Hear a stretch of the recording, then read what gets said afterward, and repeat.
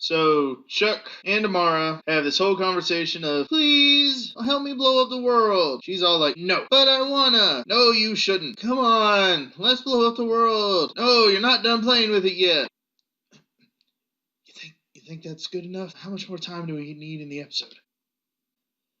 Like 15 more minutes. Please, no, please, no, please, no, please, no, please, no, please, no. Meanwhile, Dean and Jack go driving off.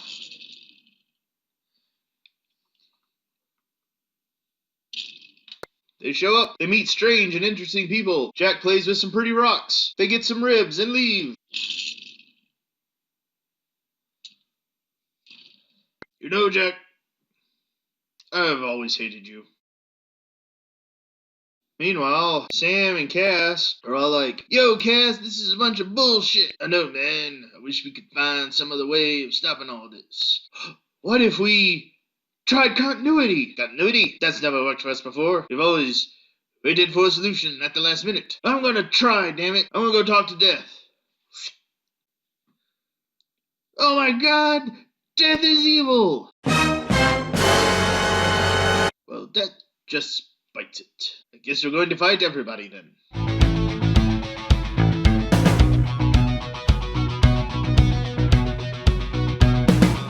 Well, it did its job. Hey everyone, welcome to the Supernatural View Show where we use toys to skirt the copyright laws. I'm going to be honest, I think I've rewritten this review 2 or 3 times because this episode is just hard to talk about. Hell, normally I wait and avoid reading anybody else's before I do mine just to avoid influence or coloring my perspective, but this time I had to reach out to my fellow Winchester family business writers. And I think I'm going to have to do something I hate in these reviews. I may have to get a bit personal. This is the show's final season. Hard to believe, but it's been on the air for 15 years. I won't talk about all the changes that have happened in that time. That's what the end of the series retrospective is for, but one of the largest changes that has happened is the story structure in these type of shows. Because of the structure of American TV and syndication needs, these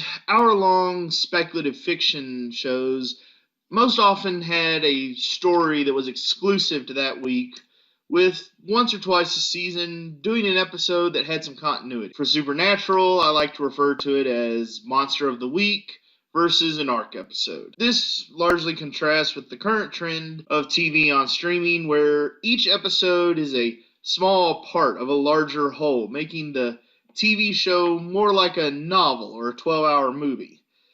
You can go back and notice this transition during Kripke's run of the show, when season 1 was very much in that old style, with mostly Monsters of the Week, while season 4 and 5 were heavy on the arc, with very few Monster of the Week episodes. So, here we are, the Endgame of the show.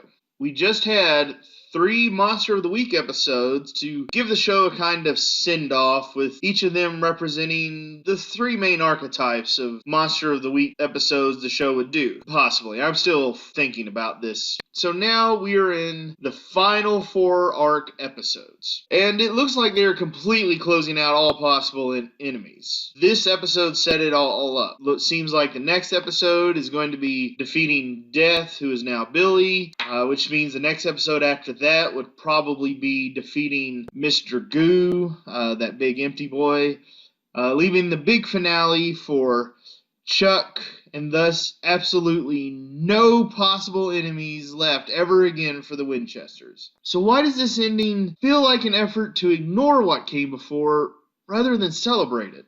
Writing is trickier than it seems.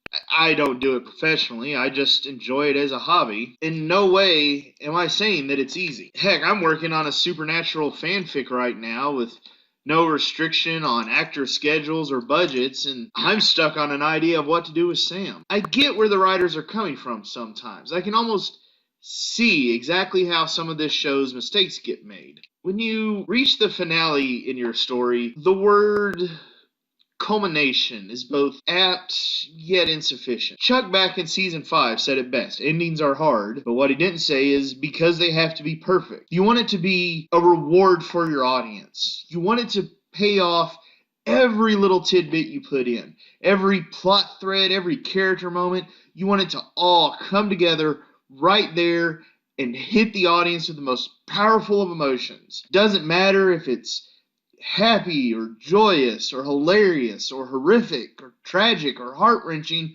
whatever the feels, you want to hit your audience in that one. Yes, when you're working with a long-form program like a TV show, which has gone through many hands over the years and has had many people working on it, that isn't going to be easy. So you would end up trying to put in as many little nods to the history of the show as possible. Or at least that's the theory. Why does this episode feel like it was made for season 1? I think a representation of this episode's major problems is Sam and Jack's discussion in the first act. Sam is trying to talk Jack out of sacrificing himself to stop a great threat. And at no point does Sam ever bring up the fact that he was in the exact same position in season 5. I know that's been a decade ago now. He's been through a lot, but it seems like having Jack's dad inside of you before you throw yourself into hell would stick out in your memory. Sam is literally the only person in the entire world who's been in this exact same moment as Jack. He can empathize with Jack on a level nobody else can. Why aren't we seeing this? Why isn't there some acknowledgement? You know, Jack, I remember the night before my brother and I resolved to put a stop to Lucifer. I remember how nervous I felt. In no way am I saying that the episode needed to be an entire reference fest, with every other line being, you know, this reminds me of that time. But when you have big, impactful character moments like this, there should be some acknowledgement of what's gone before. Because you know who else does this? Dads. When you're facing a big moment in life, they often will tell you something about their own past to let you know you're not alone, to let you know that it can be done, and that they have faith in you. This show tells us over and over again that Sam and Dean and Cass are Jack's fathers, so why can't we get one moment of them acting like dads? Which brings us around to Dean, who I was joking about is apparently revealed to be the true villain of the series. Okay, I've said from the beginning that I felt him and Sam's treatment of Jack was backwards, but nonetheless, I will acknowledge they're at least being consistent with him being far less of accepting of the boy than the others. But I'm still annoyed that the show is making me work out what is driving Dean right now. And no, having him say, we can be free, doesn't give him motivation. What does this even mean in this situation? Why can't we have him talk to Jack about this in the car? You know, Jack, all my life I felt from season 1 to season 10, it's like, I'm tired of it, man. And this is my chance to hit back. Instead, we watch him pull a gun on his brother. I'm just not following it, man. And I think what bugs me the most is that I honestly can't tell whether the writing and episode are being weak on purpose as a way of showing how Chuck is a hack writer, or if they're simply using him as a way for the actual writing staff to half-ass their efforts. Characters being inconsistent? Well, that's just Chuck's influence. Continuity not quite making sense? Well, that's just Chuck being lazy. Now they've established Chuck the writer is getting involved in the story, how can we be sure anything happening isn't Chuck's doing? Maybe when we get later episodes, we'll go back on this one and it'll be much improved, and when we see the whole picture, it'll just end up being amazing. But all alone, right now, this episode alone, I've got to rate it 2 out of 5. As an arc episode leading up to the grand finale, it just has to be graded on a different curve than any other episode. Only 3 more remain on this show, and this one feels like it has set an uphill climb for the others. Will the next one be an improvement? We'll see.